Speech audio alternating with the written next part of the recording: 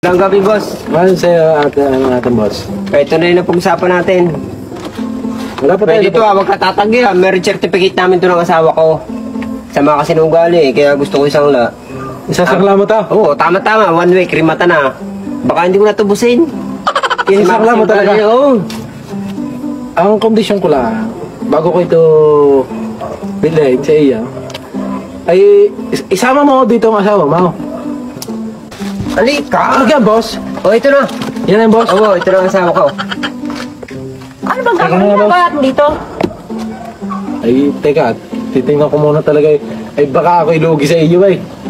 Ay, baka ako'y gagastos ako sa iyo, ay malulugi ata ako. Ay, sa tingin ko sa asawa mo, mahilig mong butak-tak ito ay. Tapos sa laki pa ng braso, ay baka ako'y babagin lang niyan.